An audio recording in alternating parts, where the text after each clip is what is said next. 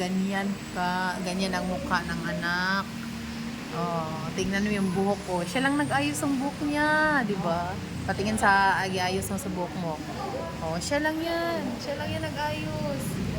Siya lang. Oh. Ganyan yan. Patingin ang mukha. Ganyan. Oh. Yan.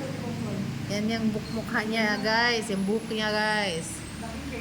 Tingnan mo ang ama. Gwapo kayo. Limpyo kay buhok.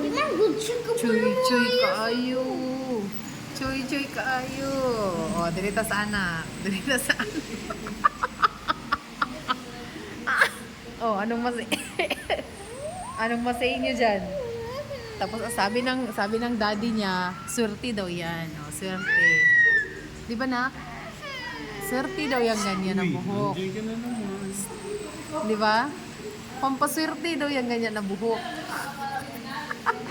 Siya lang nag-ayos niyan, di ba? Wow.